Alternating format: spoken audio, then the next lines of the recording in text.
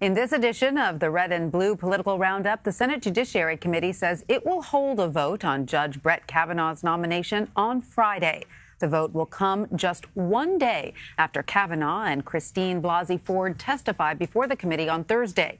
Ford accuses Kavanaugh of sexually assaulting her while they were both teenagers.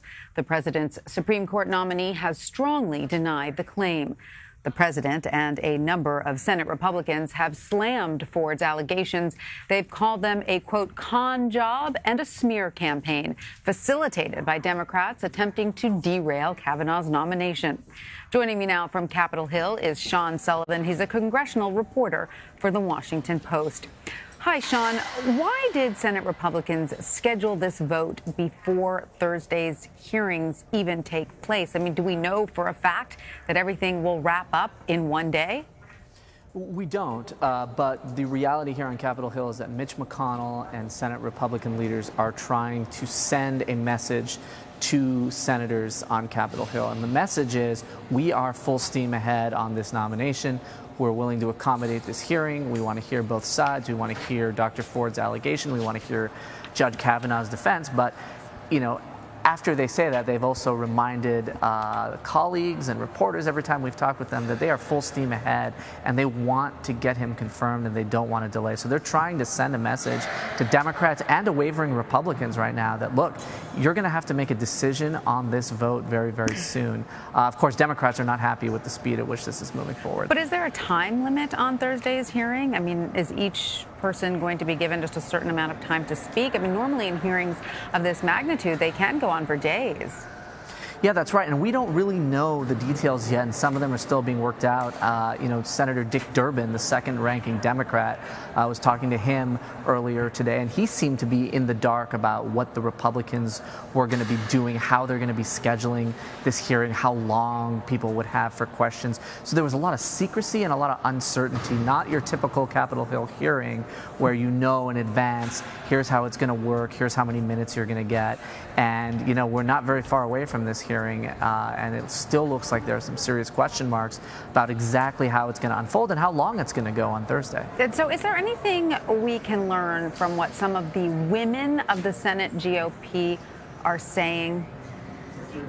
Well, I would watch Lisa Murkowski closely. She has always been a key vote in this entire nomination. But after these allegations have come out, she has, more than most of her colleagues, been very, very concerned about them and wants to get to the bottom of them. So she is a key swing vote. You know, Republicans only have a 51-49 majority. They have a very, very narrow advantage, and so they can really not afford to lose members in this process, especially if Democrats stick together and oppose Kavanaugh's confirmation. But watch Lisa Murkowski, watch how she reacts to the hearing, and watch how she responds to it on Friday, assuming it wraps up on Thursday. Absolutely. We will all be watching her very, very closely. Now, Sean, the president called the accusations a con job. Senator McConnell called them part of a smear campaign.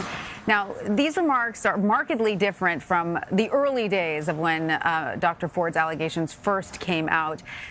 Republicans seem to be taking their gloves off. Do these remarks reinforce a belief that Republicans have their minds made up already? Are they starting to get nervous? Is that why the rhetoric is changing?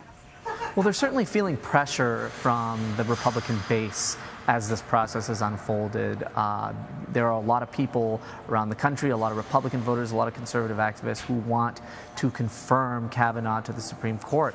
And, you know, you see the pressure on the other side, and it has been intense pressure on a lot of these Republicans to do the opposite.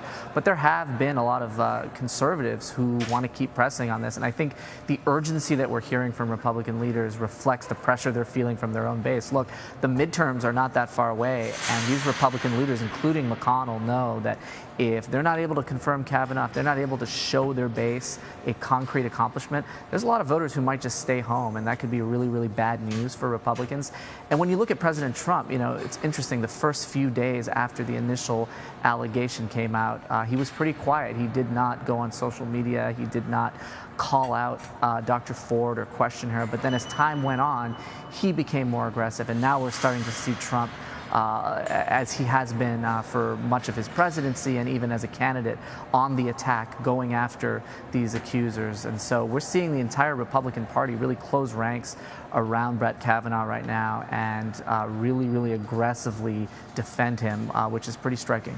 Now, Senator Chuck Grassley, the chairman of the Senate Judiciary Committee, says now an outside counsel will question Dr. Ford on Thursday. Is it unusual for senators to bring in an outside attorney for this type of hearing? And we know that Dr. Ford's attorneys do not want that to happen. It is unusual for a congressional hearing. You know, typically when you look at these hearings, this is a chance for senators in both parties to get some attention, to talk about the issues they care about, to ask questions that they care about. And sometimes these questions go viral, you know, for these senators. But Republicans want to be very careful about the optics of this. And this is not something you see every day. And Democrats are pointing at Republicans and saying, look, you're you know, not living up to your responsibility as a lawmaker in this session. You guys should be the ones asking these questions. And so really a lot of disagreement about this hearing. And disagreement between Democrats and Republicans about what this hearing even represents or what it should be. We heard Mitch McConnell, the majority leader today, say, you know, people have a presumption of innocence. And Chuck Schumer, the Democratic leader, said, look, this is not a criminal trial. We're on a fact-finding mission here. So we don't really even have agreement from the Democratic and Republican leadership about what this hearing is or what it represents. And that shows you how intense the partisanship has gotten here on Capitol Hill over this nomination. Absolutely. Sean, the White House says it is open to a second accuser, Deborah Ramirez, testifying before the Senate Judiciary Committee as well. Do we know anything more about the potential for her to testify? That would certainly make Thursday even more jam-packed than it already is. Yeah, right now, you know, we haven't seen any signals that that is going to happen. And when you look at the way the Republicans, and again, the Republicans control this entire process. They have the majority in the Senate. They control the committee.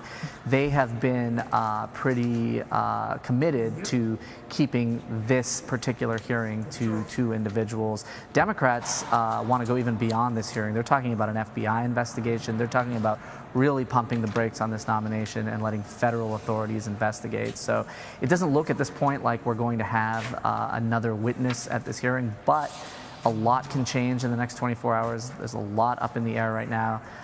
You know, everybody's watching this really closely on the Hill, and these negotiations are happening, you know, every single day, and we don't know what twists and turns this might take between now and Thursday. Yeah. Sean Sullivan on Capitol Hill, thank you so much. Thank you.